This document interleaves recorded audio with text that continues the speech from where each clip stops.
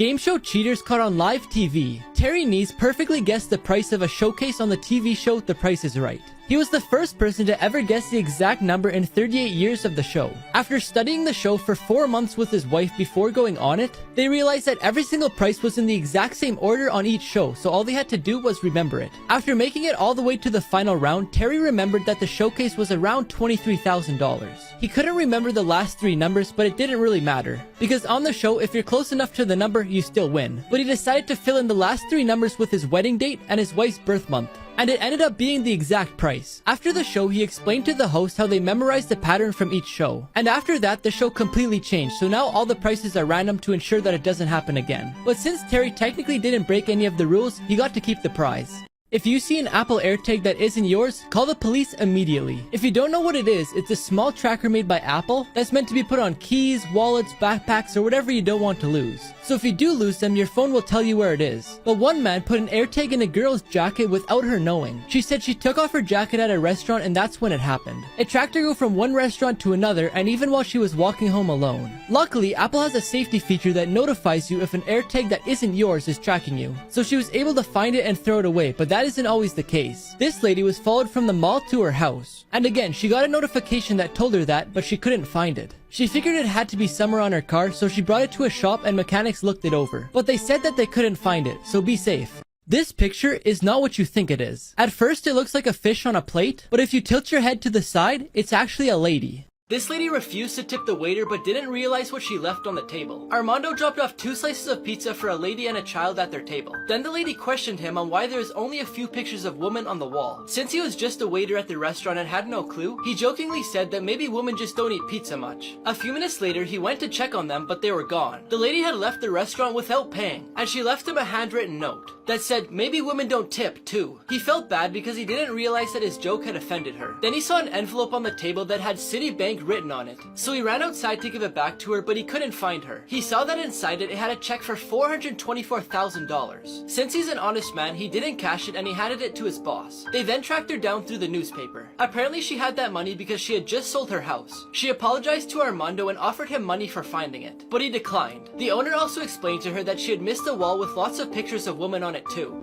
3 Home Alone traps that would kill you. In Home Alone 2, Kevin makes a swinging pipe at the top of the staircase, then throws it at them directly in the face before cutting the rope and letting it fall on them. The first impact would probably be enough to kill them, because a heavy pipe like that would crush a human skull. But if that wasn't enough to kill them, then when Kevin cuts the rope and the pipe falls on them, that would do it. In the first movie, Kevin pours water on the stairs to make ice. Falling down stairs that are concrete can cause a lot of broken bones and even death. The men could have easily broken their necks if they landed the wrong way, and Harry was even close to it when he landed on his back. Finally, in Home Alone 3, Kevin set up a trap where it looks like he's trying to get up somewhere, but it was actually a prop that's attached to a lawnmower by a rope. So when he pulled on it, the lawnmower fell on him. We all know that this would have shredded him, but in the movie, all that happened is he got a nice little haircut. You won't believe what this man actually did. Nico Jenkins is an American born on September 16th, 1986. At the age of 15, he stole a car and the cops caught him, and he was then sentenced to 7 years in prison. But because of his bad behavior, it ended up being 10.5 years. After being released in 2013, not even a month had gone by before he turned from a thief to a murderer, committing 4 murders with a shotgun. He confessed to the murders during an interview with the police. He said the reason he executed them was done as a sacrifice to the ancient Egyptian god Apopis. In April 2014, he was found guilty of the 4 murders by a judge. He was also ordered to be put in a psychiatric hospital, but it didn't go through, so he was treated by doctors in prison. In May 2017, he was sentenced to death and 450 years in prison by 3 judges. In 2020, his appeal was denied, and to this day, his death sentence hasn't been carried out.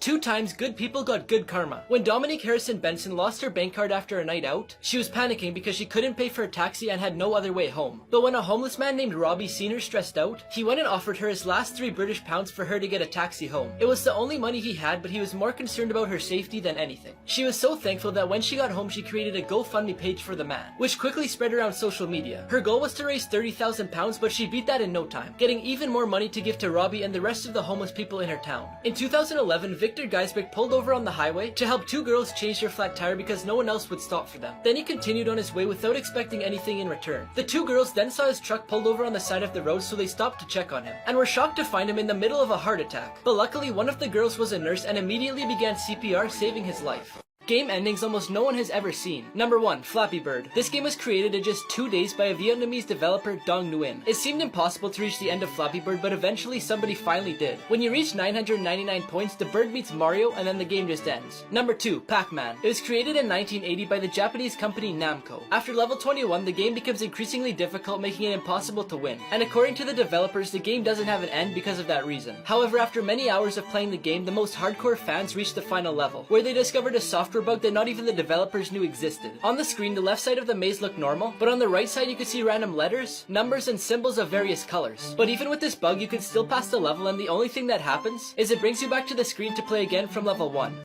Everyday items that prisons have banned and why. Gum has been banned for a few reasons, but one of them is because it could be used to jam the cell door's lock. So when a guard tries to lock it, it won't and the prisoner can get out. A lot of prisoners spend time drawing or writing on paper, and although that's allowed, they can't have a notebook that has a spiral. You may think it's because it could be made into a weapon, which is true, but it could also be used to pick a lock. Finally, in lots of prisons you're not allowed to have a hardback book, because they could be a good hiding place for a weapon, which has been done before, but another reason is because a big book like Harry Potter, for example, would hurt if someone was hit in the back of the head with it. 2 prison guards who were saved by inmates. In this footage from 2015, 17-year-old Jamal Lutridge is being processed at Fort Lauderdale Police Department. As the officer is booking the teenager for burglary, he gets a pain in his chest and collapses onto the floor. The boy looks around and realizes they're alone, so he starts yelling and kicking on the door to get some help, and ended up saving him from a potentially deadly heart attack. They even had a ceremony to honor him. Inmates from a jail in Georgia were at a cemetery watering the plants and cutting the grass. As the day went on, the guards started to hyperventilate due to the heat and collapsed, leaving the prisoners there without any guards. They could have easily ran away, but they didn't. 6 of the prisoners rushed immediately to help the guard. They took off his bulletproof vest so he could breathe better, and one of them grabbed his phone to call 911. And because they saved a life, all 6 of them got their sentences reduced by a quarter.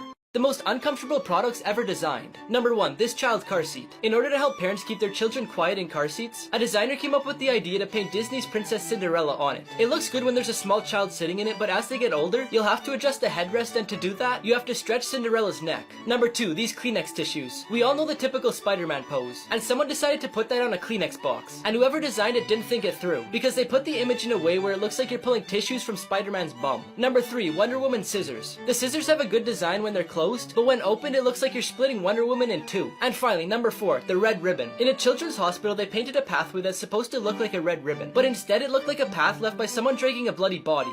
The homeless teen who invented Disney. From an early age, Walter Disney showed interest in drawing, and in 1919 he got a job as an apprentice at a commercial art studio. While he was there, he met a friend, and together they opened a drawing business called Disney Eyeworks. But unfortunately, they didn't get any customers, so he decided to start a new business called Laugh-O-Gram Films, but again had no luck. Because of this, he became homeless, and with only $40 in his pocket, he moved to Hollywood. Universal Pictures hired him to create an animated series called Oswald the Lucky Rabbit. The character was a hit, but Universal kept the rights to the rabbit, leaving Walt out of the picture. A little while later, he created a short film with the financial help of Pat Powers. In that film, he included a character that would become one of the most famous cartoons in the world, Mickey Mouse. But eventually, Powers stopped financing it, and Walt went